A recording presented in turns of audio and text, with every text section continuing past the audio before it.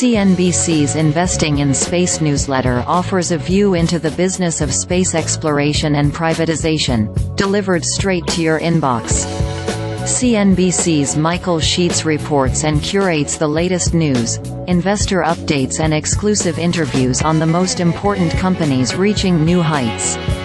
Sign up to receive future editions. We're 6 years on from NASA declaring it would look to American companies to deliver cargo and research to the Moon. Now we're just hours away from the first potential landing. Stepping aside from the history-making superlatives about Intuitive Machines' IM-1 mission, we'll save that for the attempt's outcome later today. It's worth exploring why a company is on the eve of pulling off the first step in NASA's dream of making the Moon a regular and, comparatively, affordable destination. And, just as importantly, why it's not a disaster if the IM-1 landing doesn't go according to plan. Thomas Zurbuchen led the creation of NASA's $2.6 billion CLPS program, colloquially pronounced CLPS, in an attempt to leverage the widening ambitions of private companies and fly multiple, if not dozens of moon missions for the world's marquee space agency. Coming up with Commercial Lunar Payload Services, I basically felt that the Moon as a planetary body had not been focused on enough. The question was, can we land cargo missions on the Moon at a rate that is substantially lower in cost than the $500 million to $1 billion that it would take if we did it on the inside of the agency, Zurbuchen told me.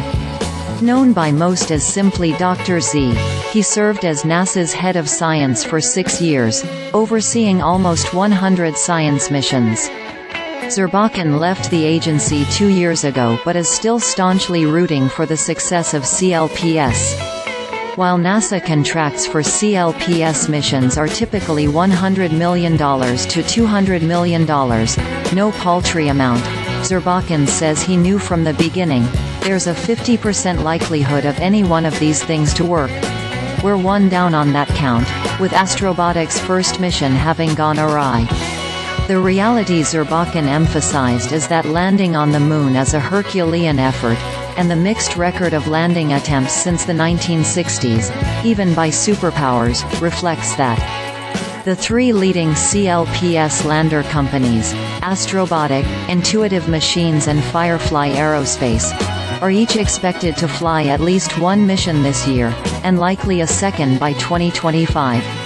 So this NASA program is about tolerating failures and trying to help companies make as many attempts as possible, as frequently as possible, while the agency focusing its own efforts instead on its crewed Artemis missions. We should give it a few shots on goal to just make sure it can work at the 50% level, or find out if that is a lot less likely, Zurbuchen said. As much as CLPS companies are bidding against each other for contracts, it's another example of what I've called space industry coopetition, simultaneous cooperation and competition.